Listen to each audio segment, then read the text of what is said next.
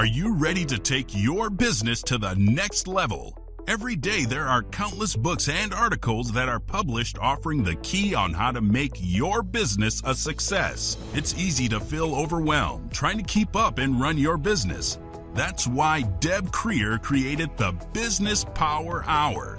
Keep up on the latest trends, best practices, and techniques for how to make your business a success. Let the Business Power Hour do the heavy work for you.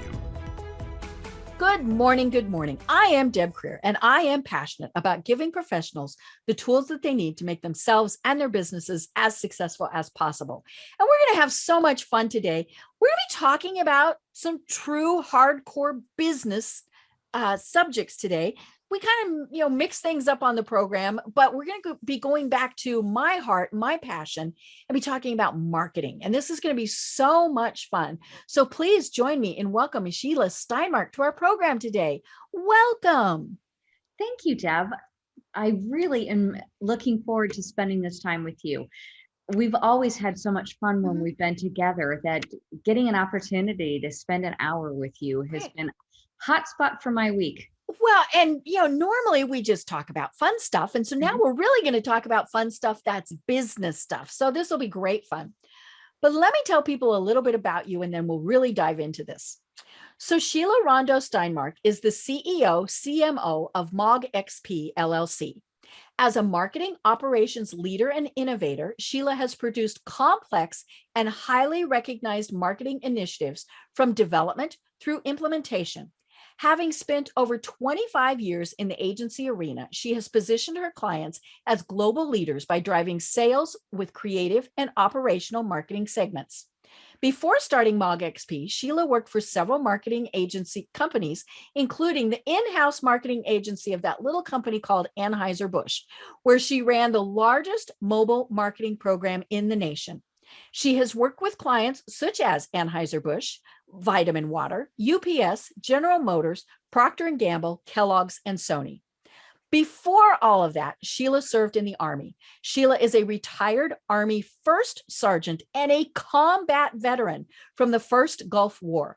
She served for 20 years from 1985 until her retirement in 2005, which included active duty for 6 years with the 101st Airborne Division out of Fort Campbell, Kentucky, and the 2nd Infantry Division out of Camp Casey, Korea, and an additional 14 years in the Illinois Army National Guard. So again, welcome, Sheila. And of course, first and foremost, thank you so much for your service to our country. Now, having said that, you must have started when you were 4. No wonder I would love to spend time with you. I know, but it's true, right? There's no way that when you went in 85 that you were that old. No. Well, thank you. And I truly enjoyed my service. It was my honor. It was, as we just talked about in your bio, you have had quite the varied career. So tell us a little bit how it is that you got from being in the Army to, all of this, and how you discovered that this is your passion in life. Well, I fell into it. It was a mistake. And I'm aging myself here, but I applied to an ad in the newspaper.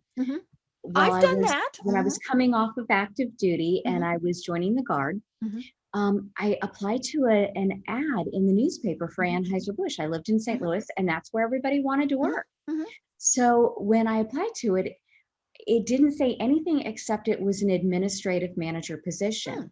Well, the position happened to be for what at that time was called Busch Creative Services. And that was their in-house agency.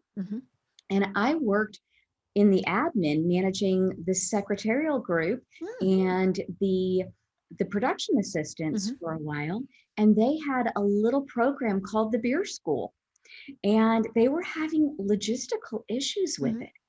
So, and you went, ooh, I'm an expert in logistical issues. Absolutely. And so at the time I was, a fairly low level manager.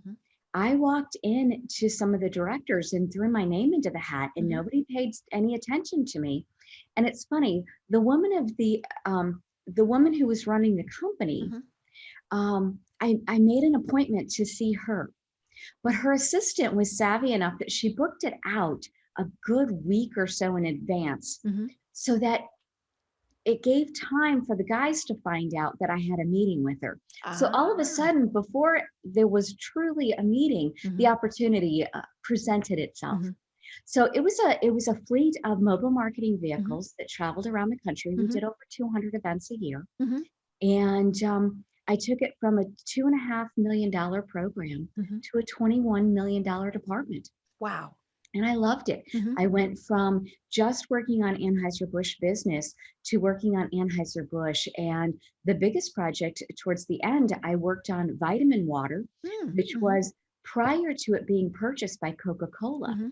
So in hiring a lot of their brand ambassadors, they became geo-marketing and field sales for VitaminWater. And then, of course, Coca-Cola, because they were purchased for like $4.2 billion. I know. Yes. And then I also worked on UPS's centennial anniversary. So we literally went to, I think, 26 countries. And then across the US, we did 2 tours in over 52 weeks. Wow. I love it. I love it. Well, of course, my first question, when you talk about doing mobile things with Anheuser-Busch is, were the Clydesdales part of it? Absolutely. I did a program that was called Clydesdale Across America, where we built out 2 mobiles, sent them to opposite coasts, and then they worked their way back so that the 4th of July, they were on the Eads Bridge between St. Louis and actually Missouri and Illinois, between St. Louis and East St. Louis. And it was fabulous, but it was a salute to the heroes. I love it. And of course, Anheuser-Busch has always been incredibly patriotic. And I mean, like things like their 9/11 ad that ran once, things like that. I mean, I just got chills. And I mean, it's just fun to see the horses. It's always been fun to see their advertising campaigns. And I say that as someone who's from Colorado that has the other beer company. There's lots of these little guys, but there's Anheuser-Busch and then there's Coors. And so, but it's always been fun because, even though they were obviously clearly very direct competitors, 2 totally different ways that they operated. Very much so. Very much so. And I had so much fun working at Anheuser-Busch. When I did the Here's to the Heroes program, which was the Clydesdales Across America, I worked with a gentleman by the name of Rocky Sickman. And Rocky was one of the Marines. He was a Marine sergeant who was one of the hostages held in Iran. Wow. And you want to talk about an honorable man who you talk about chills. The time that I spent with him after being a combat veteran and getting an opportunity to do a program like that, I got to go places that I would have never dreamed of going. You talk about the Clydesdales. I mean, we went to the Olympics and we stayed in the same place as the Clydesdales. And my daughter at the time was 18 months old. And I remember her waddling behind the Clydesdales, and she of course couldn't ride them. So instead they kind of held her on the Dalmatian. They didn't actually put her weight on them, but she then followed the Dalmatians around for the rest of the Olympics. Right. Yeah. It's funny. A lot of people don't realize that there are actually multiple teams of horses. And, in several different places throughout the United States, they've got one of at least one team, maybe 2 teams in Fort Collins, Colorado, but we do think of them as being, the home base there in St. Louis because they are. But yeah, I've certainly seen the Clydesdales in person numerous times. And, I grew up around big draft horses, but still, you see them and you see all when they have their finery on, the bells, and all of those. And it's just like, it's just always so cool. The Clydesdales live better than a lot of people do. Oh, so yeah, I've seen their stables. People are concerned about putting dogs on or horses on shows and all of that. These animals are taken such great care of. Right. I was at a show and one of the Clydesdales wasn't feeling well, and they literally put the Clydesdale on a plane and flew it home. Yep. Oh yeah, yeah. I mean, it's clearly a big investment, but the people who work with them spend many, many hours training them. It's not, if for people who haven't been around horses of any type, I mean, they don't just do that. It does take a lot of training, and especially with the Clydesdales, because depending on how many are in the team, I mean, it's a complicated process. I mean, the team, the leader, I mean, he's sometimes got 8 horses or more that he's trying to control.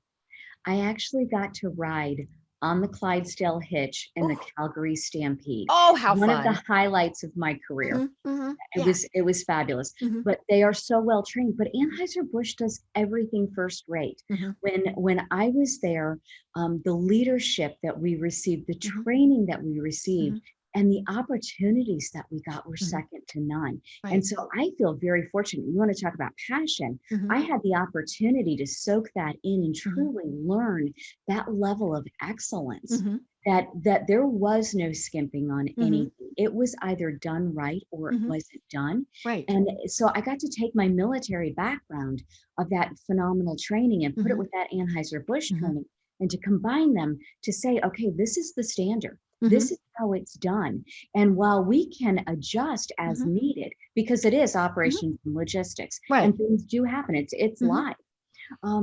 You can also look at it, understanding that the first show has to be as in the same quality of the very last show.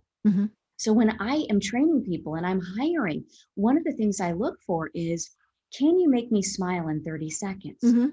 Because if you can't make me smile in 30 seconds of an interview when you are trying to make me like you, what are you going to be like after 200 days on the road? This is the 10th hour of the last day of the trip, and it's 95 degrees out. Can you make me smile? Great. I love it. I love it. Well, one of the things that strikes me when we're talking about this is pretty much through your career, at least, a good portion of it, you have been a very strong leader woman in a very male dominated area. I mean, clearly the Army is incredibly male dominated. And let's be honest, Anheuser-Busch, and company. Yes. Yeah. It is very male dominated also. So, how has that been in being that, and I mean, we've talked about this before, in just chatting.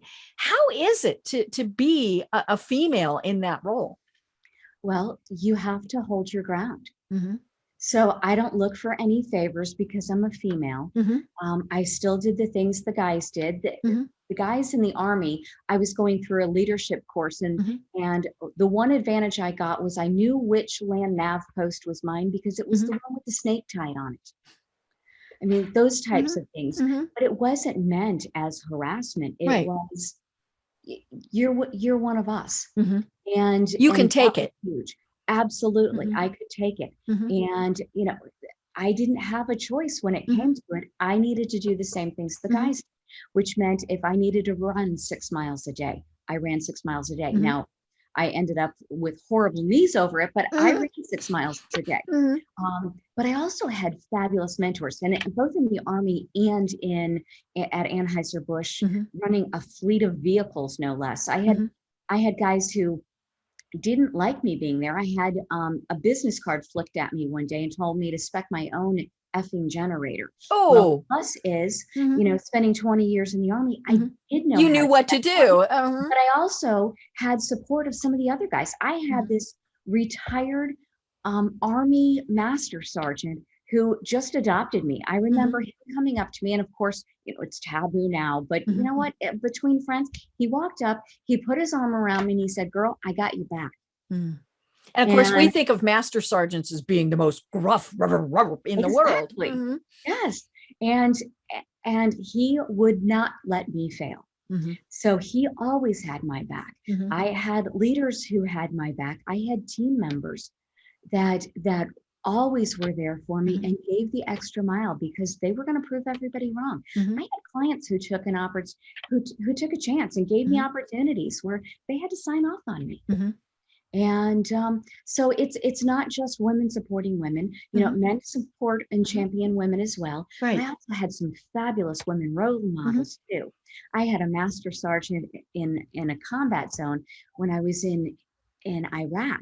And I have to tell you, she made me think differently. She made me own my success. One of the things I learned in the Army was that you don't manage your career. People end up managing their jobs so much. You need to own your career. You don't just manage it. You have to make sure that you are doing the right things. I managed my job so well that I got overlooked for promotions because I wasn't going to the schools I needed to go to. I wasn't getting the awards I was going to because they didn't want to give me up from being in that job. You were too valuable an asset. And so instead, I got overlooked for promotions. So I learned to manage and to own my career, knowing that at Anheuser-Busch, I worked for a fabulous woman who she kind of helped me grow into the acronym that I use the most. And the military is all about acronyms.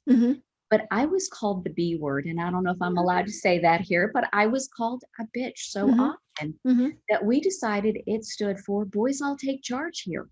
And I had to own it. And it wasn't about how I acted. It was about knowing that either I'm going to lead or I have to follow. And so if I have a plan and I want to succeed, then I better be leading. Right. It's interesting. I've talked with several guests recently about imposter syndrome, and especially for women who feel like if they're in a leadership position, they have to be just one of the guys. And we wear suits. We do, I know women who deliberately lower their voice. All sorts of things. And or they go to the extreme. They are the B word, because they're going to take charge. How did you find that? And because, you clearly were incredibly successful. And I think it's, not because of those things. It's because you were you. I think it was because I was willing to own my own success. Okay. I don't allow for those situations where I place blame in other places. If you're wrong, you say you're wrong. If you're right, stand up for what you have to say. I got great advice. The woman I told you about who ran Bush Creative at one point told me, square your shoulders, square your head. Too often we have women who talk like this to people. Right. And instead, square your head, square your shoulders. And if you have something worth saying, say it out loud. And so I learned to sit at the table and speak my mind. Now, the way my mind works, because I tend to be very analytical in a creative environment, I'm not the one who comes up with those big, crazy ideas. What I do is I sit in on the brainstorms and I listen to all those ideas and I pick them and pull them and kind of massage them to figure out from these big, crazy ideas, what is something that can actually be done, that it can be done for a budget, it can be replicated and have consistent throughput and consistent engagement, that you have a level of expertise in, instead of, fly by the seat of your pants and pretend, we'll just make it work. No, there's got to be a plan. And a lot of marketing is about the math. My analogy for all of that is, think about a Super Bowl commercial that you absolutely laughed, or it touched your heart and you loved the commercial. It's probably an Anheuser-Busch one, right? Probably, but they tend to do them right, because the next day when you're trying to explain to somebody what that ad was, so often people are like, I can't remember the brand, but remember it was like this and this. Oh, you mean they failed? And they're like, but I love the ad. Well, guess what? If you can't remember the brand, you failed. Right. Marketing isn't about just pretty pictures. It's about changing buying habits. It's building awareness and getting people to take that step. And either buying habits or changing something people do, but whatever it is, if you don't remember the brand, then they failed. Right. And especially if it's a Super Bowl ad, you just wasted millions of dollars. Oh, yes. I still remember, and I don't remember, it's at least probably 20 years ago, maybe, the herding cats ad. And it ran during the Super Bowl. And we all talked about it afterwards, right? It was so cute. But then exactly what you said, people went, but who was it for? Mm-hmm.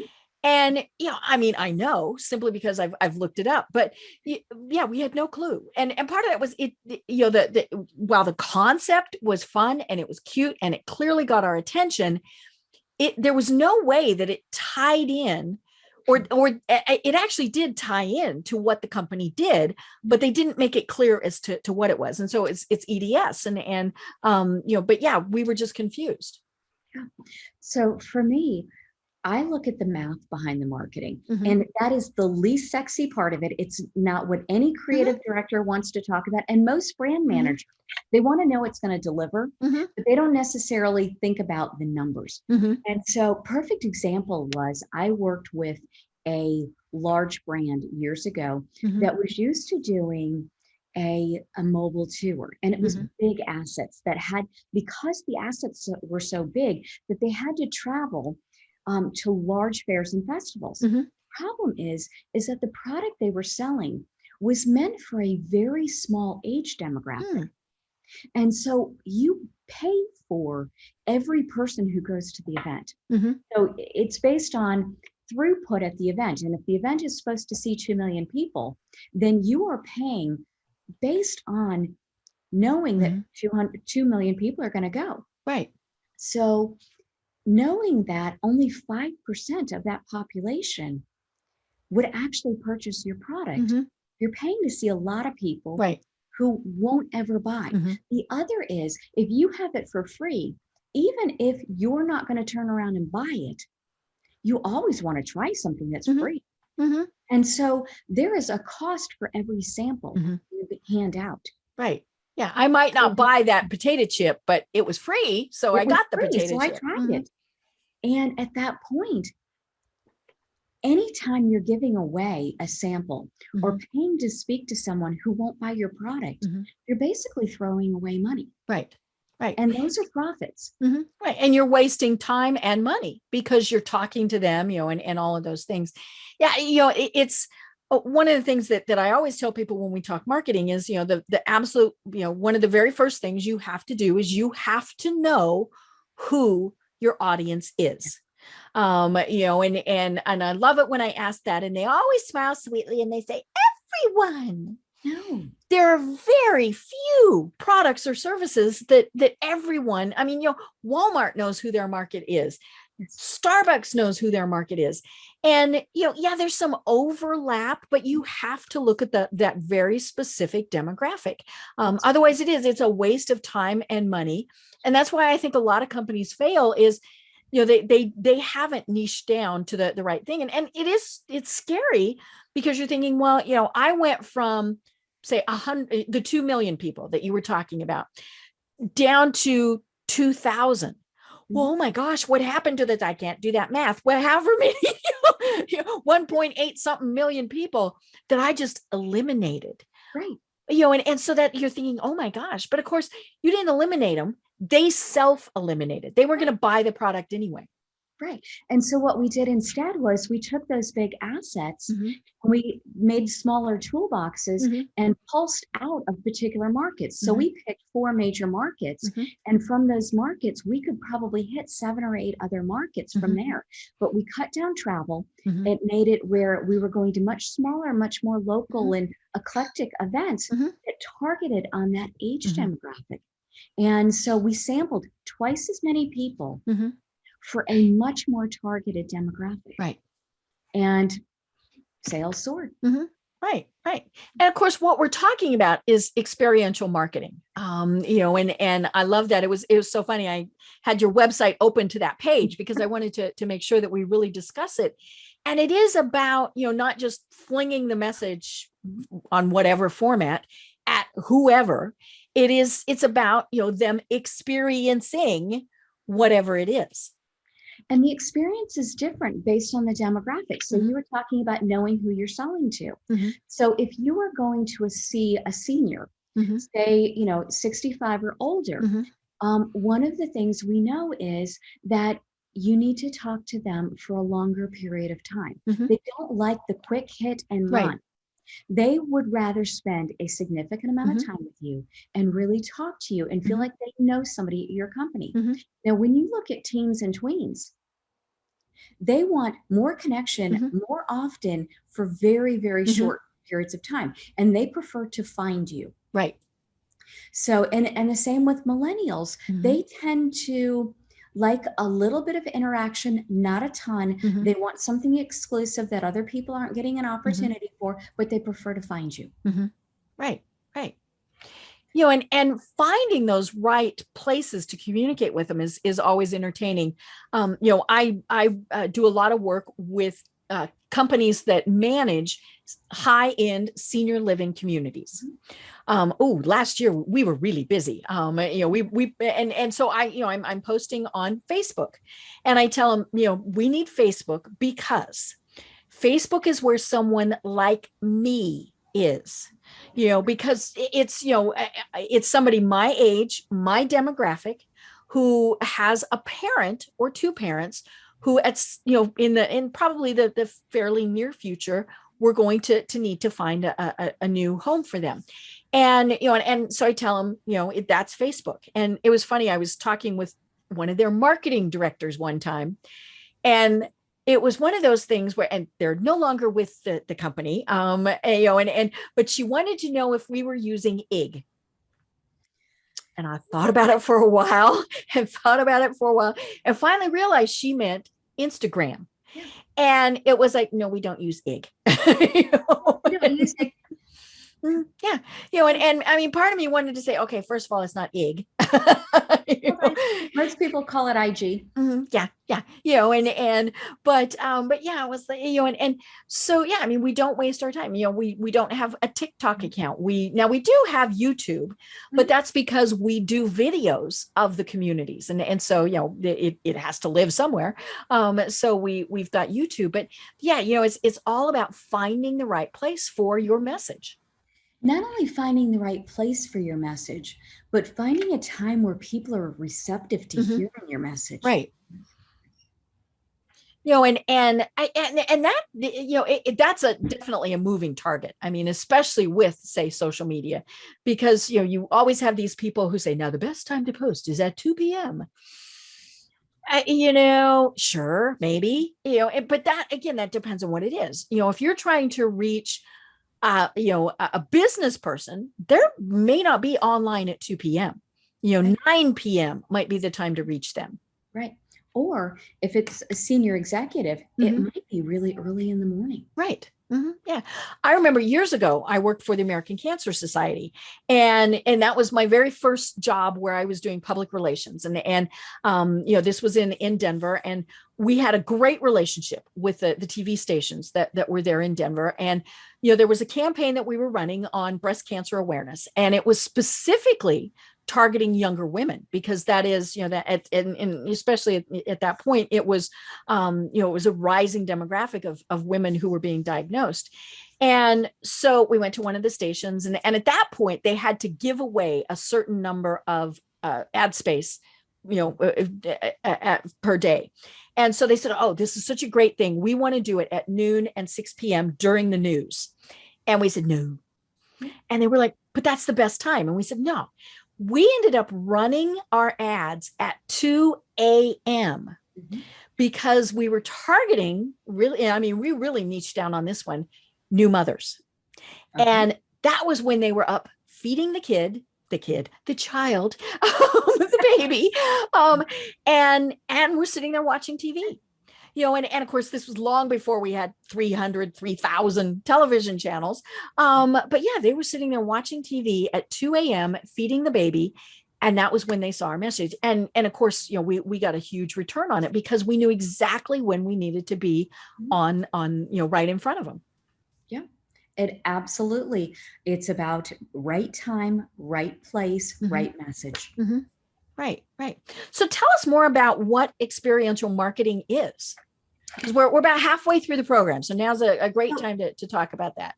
It's really about taking a brand Mhm. and a consumer and putting them together in some type of branded experience. Okay. So it could be a sports sponsorship activation, Mhm. a concert sponsorship Mhm. activation. It's not just putting logos up on Right. their banners, Mhm. but actually being on the concourse and engaging with people and Mhm. sampling, or being on the stage Mhm. at intermission and putting out t-shirts and Mhm. talking or having a contest or all of those types of things.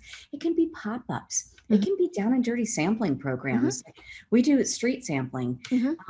But it can also be really complicated things like mobile tours, Mhm. where they turn and twist and you have a big screen coming out of Mhm. them, or you have a big stage on them, Mhm. and doing all of those things. Um, One of the most successful I've seen was a fairly down and dirty program, but it was done in Walmart parking lots, and we Oh. built a concert venue in the middle Mhm. of a market Wow. of a Walmart Mhm. parking lot for Essence magazine. Mhm. And so we would start at 3 o'clock in the afternoon, Mhm. and we would go until midnight, 1 o'clock, get a little bit of sleep, Mhm. finish up in the morning, and Mhm. the concert would start Mhm. at noon Mhm. and go until 6 p.m. Mhm. and shut it down. And we were off the parking lot Mhm. by midnight. But in doing that, we'd have 5 or 6 different brands, and each of them would have different types of displays going on Mhm. within their booth space, Mhm. but each of them got time on the stage. Mhm. So we would pick talent to either, for the music, for conversations, Mhm. for fashion shows, all kinds of things. Mhm. But it was an amazing opportunity to bring things to communities and get conversations started. Mhm. But that Right. interaction, all of the brands did really Mhm. well with that type of grassroots Mhm. program. Right. And it's exactly about what you said. It's about getting that conversation started. And it really doesn't matter what it is. We buy and we hear this all the time, know, like, and trust. Yes. And I mean, that's part of why there are celebrity spokespeople, because you're thinking, ooh, Michael Jordan sells those shoes. Mhm. Right. I think he was really one of the first people who did this, right? And so, that was, I mean, and clearly we see it with the Clydesdales. It's interesting because their ads, yeah, the beer is kind of there, but it's in the background. Right. And I mean, sometimes the beer isn't even there. I mean, you're just seeing the logos and things because we're telling the story of the puppy and all of those various things. But it's the warm fuzzy that you get from it. And I mean, and yeah, Anheuser-Busch has cornered the market on the warm fuzzies. You see their ads and it's always like, oh my gosh. But then when you're in the store, that memory triggers. Mhm. And when you're picking between the products, it's like, oh, they had the cute puppy commercial and you buy their beer, right? Yeah. But it's also about being authentic. Mhm. So there is a history with the Clydesdales. Right. And the Yes. Clydesdales Mhm. they actually delivered the first case of beer after Prohibition to Mhm. the White House. Right. Mhm. So there's that history. So they Mhm. can authentically talk about Mhm. that. Just like when I am working with a client who wants to work with a charity, Mhm. it's about picking the charity Right. and the brand that live together Mhm. comfortably. Mhm. Right. Some brands aspire to work with certain charities that they're not an authentic Right. fit It to. doesn't It's just match. congruent. Yeah. Mhm. Yeah. So I was fortunate enough that I worked with Folds of Honor Mhm. on behalf of Rite Aid. Mhm. And at the time, they were also working with Anheuser-Busch. Mhm. And it was a great pairing. Anheuser-Busch and Rite Aid, of course, Mhm. didn't necessarily coexist on any signage because Mhm. it was done That's for just kind of a confusing message. yeah. Mhm. But they both brands really stand for the same Mhm. thing that Folds of Honor does. Mhm. Folds of Honor is a military Mhm. focused charity. It is a national reach where Mhm. both of those brands are Mhm. nationally reaching brands. Mhm. They are a little blue collar in Mhm. some areas, at the same time progressive in Mhm. others, and very much like Folds of Honor, Mhm. where Folds of Honor, they are doing great things in the community, but it tends to be it is all military focused, Mhm. but it's also about the children. Mhm. And So when you start looking through those scenarios, Mm-hmm. it's a really nice fit, but it's authentic to both of the brands. Right. That neither of them are a hard reach where you're like, I didn't see that. Mm-hmm. Right. Yeah. And, we're talking about cause marketing, and it is, you have to figure out what that good fit is. I mentioned that I worked for the American Cancer Society. We had a company come to us that in their mind, it made sense. In our mind, we said, oh, no, not so much. Mm-hmm. Hooters thought that would be a very good thing for them to do promotions for the American Cancer Society. And, and I mean, they wanted to be working on breast cancer stuff. Okay. I mean, we could see how they thought there was a tie-in, but the organization, that just really wasn't something that we felt comfortable with. But it is kind of those things. And we certainly said, now if you want to do it and raise money for us, but not have our name on it, sure. But that was, but yeah, you have to find out what that good fit is. And it's funny. I've been talking about this with my guests also, is cause marketing and affiliating your business with nonprofits is also a great way for employees to very much engage. It's a great way for them to feel like they're part of the community, that they're giving back. I mean, we hear so much about that's what's important to millennials. It's important to all of us. And so we look at things like that, but it's just ways to really get your message but to more importantly be supportive in the community. And from a PR perspective, which is my background, of course, I always see that as good, because you're kind of building that good bank. So if something goes wrong, people are like, hey, yeah, but these are the people who supported Children's Hospital, or things like that. And so it always should be a good tie-in, though, not just, hey, this is the flavor of the month, or things like that. Brands and their causes need to be better about knowing how to help one another. Right. One of the big misses I see is that I see a ton of charities that are looking to bring in more brands to support their cause, but they don't understand that if it is a publicly held company, the corporation is required to give value to the shareholders, which means that there has to be something in it for them. Right. Even if they're doing it for all the right reasons, they still need to be able to evaluate what that donation gave them. They have shareholders to report to. Absolutely. And if it's private, then even more so. You've got small businesses who can't just give and give and give. They need something. And in a lot of cases, you can give them that halo effect and elevate them in the community. And one of the best ways of doing that is PR and social media. By doing a shout out for a brand to shout out and talk about their giving is considered taboo. Right. But it's a little tacky. It's a little tacky unless they talk about how honored they are to be associated with them, because they believe so much in their cause. So don't talk about yourself, talk about the charity. And for a charity to thank the brands for partnering with them, for seeing their vision. Those are the types of things that happen. And if you do those shout outs, and then when you do your galas or your different events, taking pictures and tagging those people and tagging the organizations, help them grow.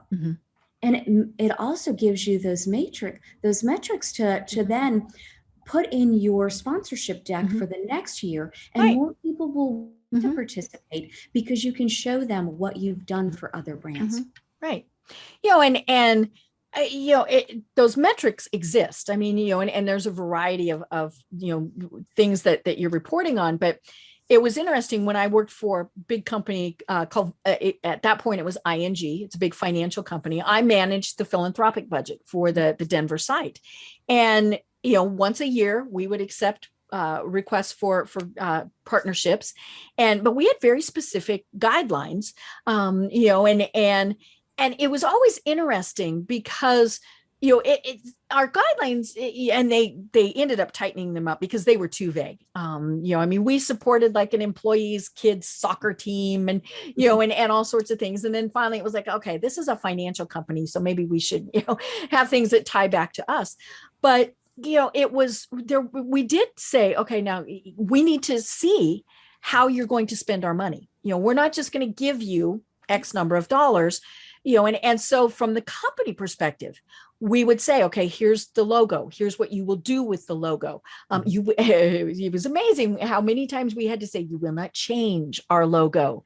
And a variety, like, the logo of the company was an orange lion at that point.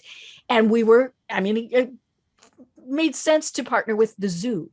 And they wanted to change the logo. I'm like, no, you cannot change my logo.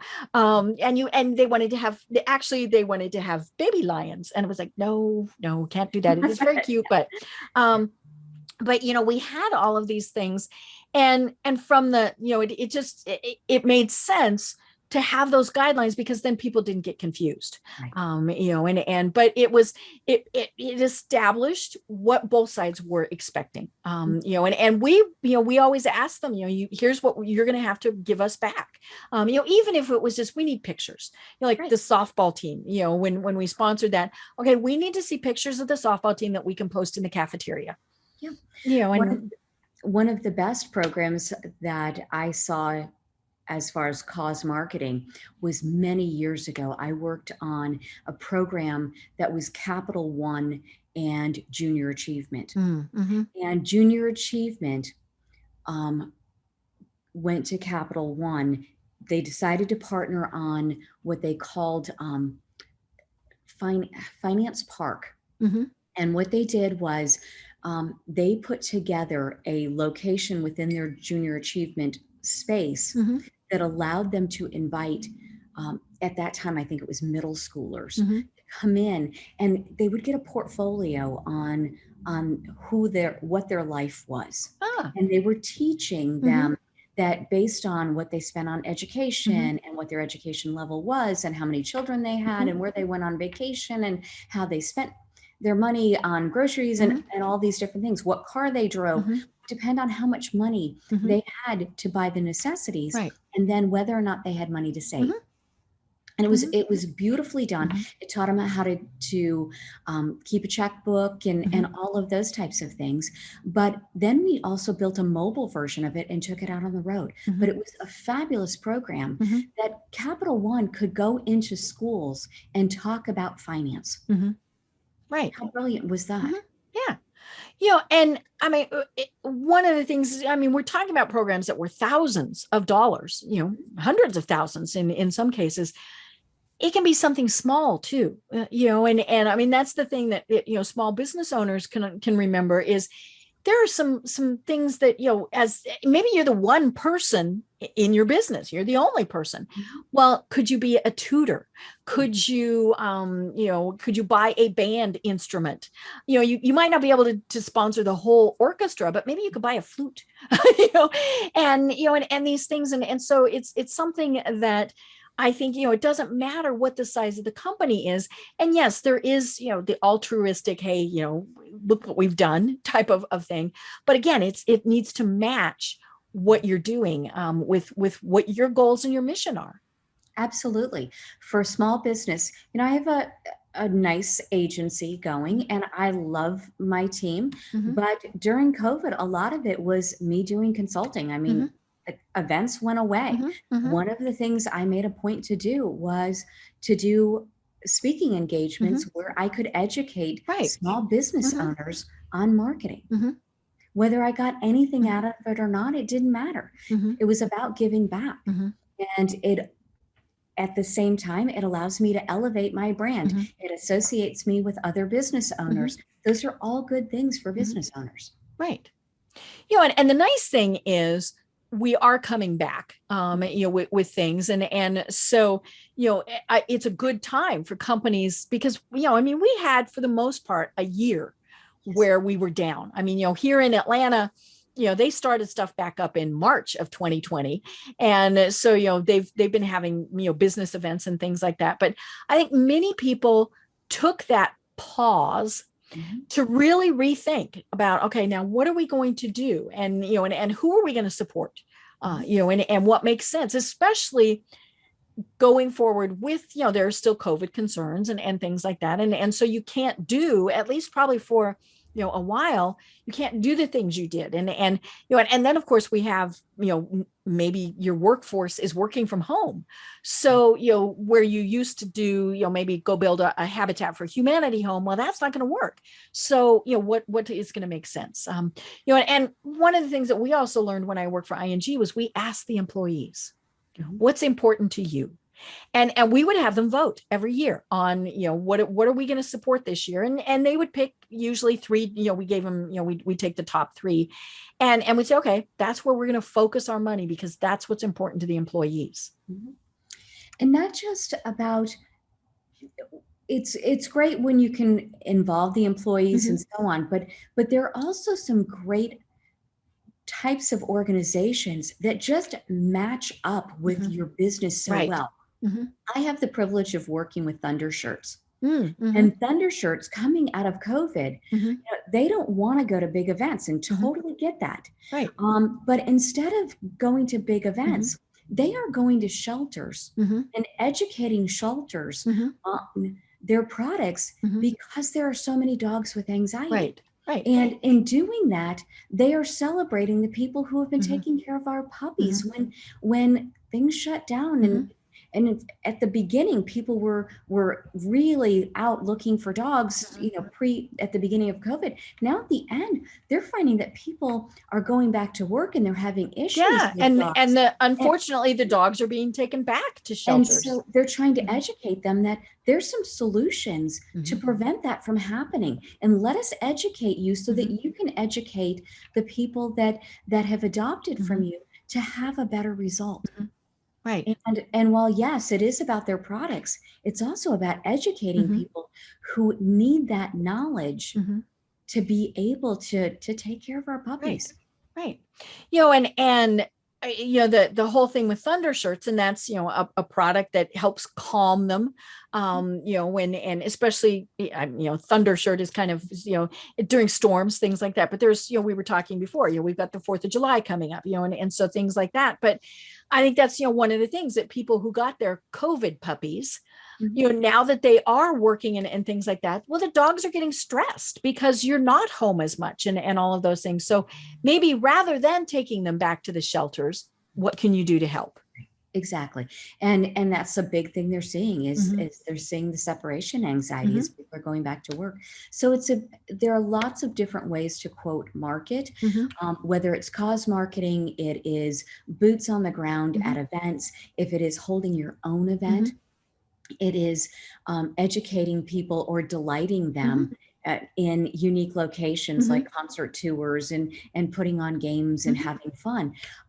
There are so many different ways, and it's literally, you have to figure out what you want to accomplish and work backwards.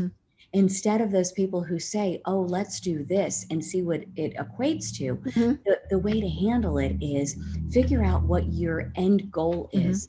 And then we figure out what tactic and what the strategy looks like around that. Right. And things have changed. I always get a kick out of the people that go, we can't wait for it to get back to normal.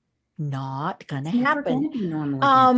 For a variety of reasons. And we are going to be working from home. There are some companies that will be 100% work from home, companies that will be hybrid.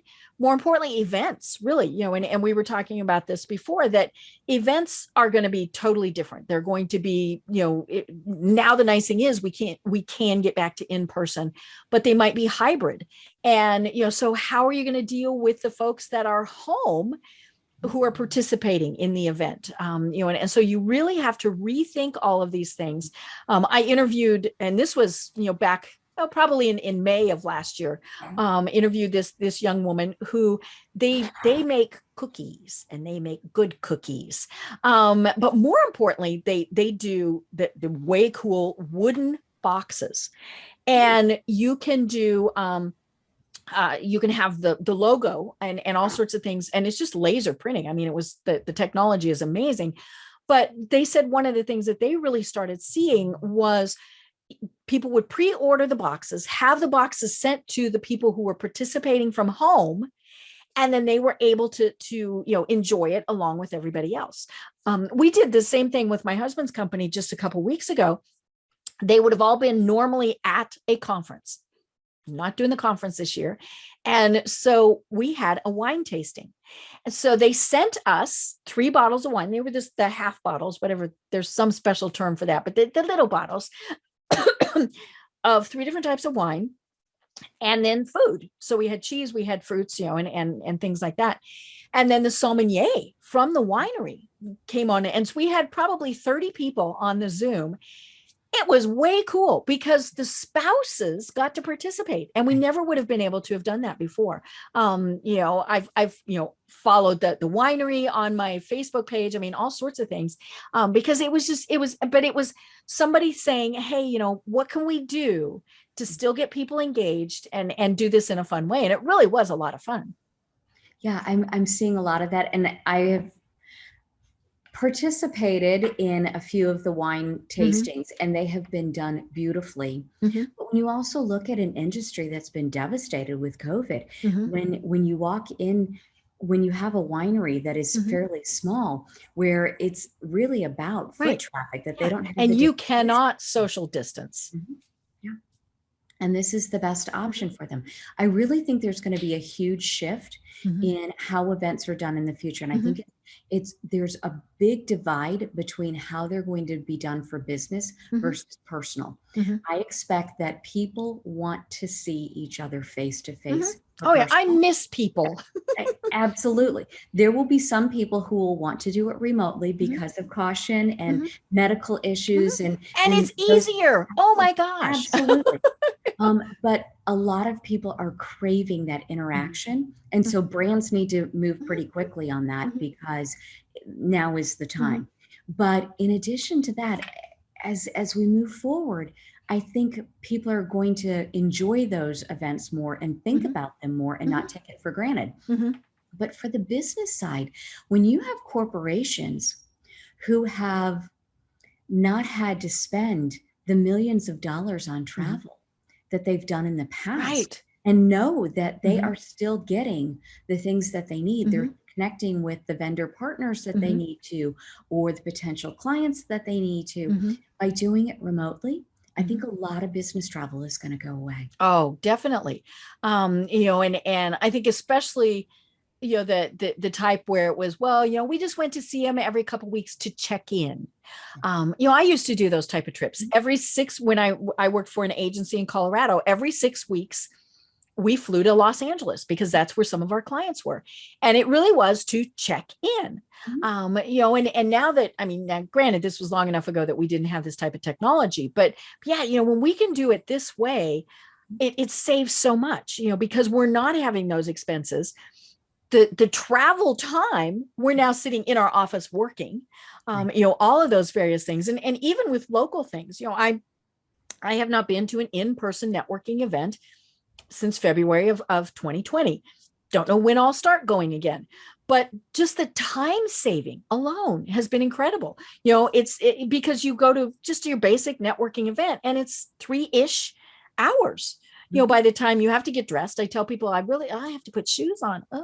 And so, you get dressed, you drive, you have whatever the food is now. I got to admit, Georgia catering is always really good, because, all the caterers down here.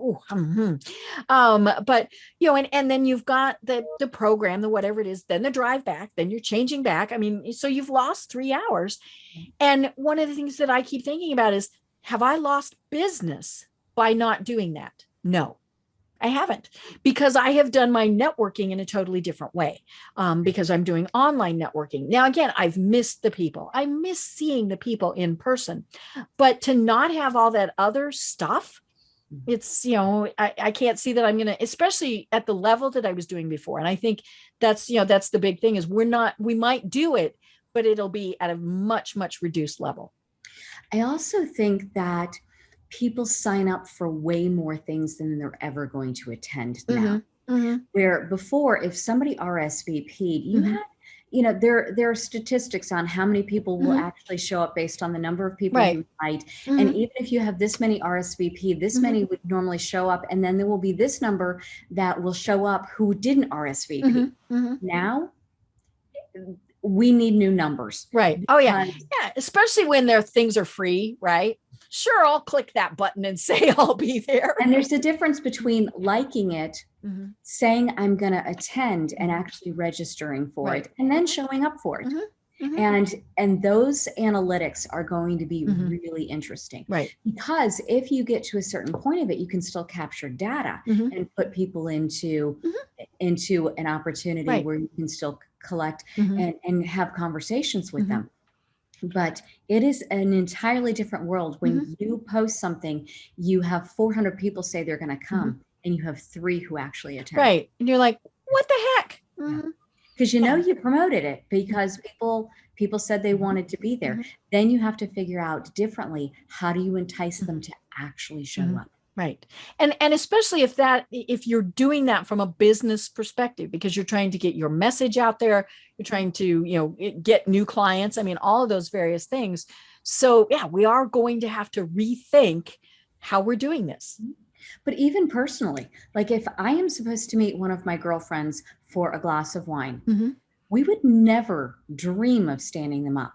Right. But to plan on a handful of us meeting on a Zoom call or a Skype call for us to reconnect, people don't think twice of not showing up. Right. Or sending, hey, something's come up. Because normally I would have already been sitting at the restaurant and nobody show up. So guys, that would only happen once or twice. Yep.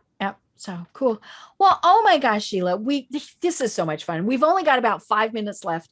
So please tell us about your company and the services that it provides. Okay. Well, I really have 2 facets of my business. One of them is totally the experiential marketing. It is face-to-face. It is big, crazy, fun programs, or it can be really grassroots and very targeted. The other side of my business, I do what is called a fractional CMO. So, oh yeah, we didn't even talk about that. Okay. What normally happens is that the biggest thinking normally goes to the big brands. They have full-time CMOs.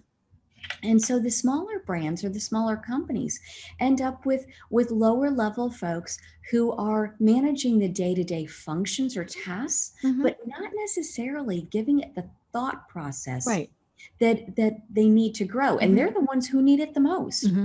So what we do is that I work with multiple companies to oversee their marketing. Okay. To sit in with them when they're doing their strategy meeting, to help find the resources that they need. But I don't necessarily do the day-to-day tasks.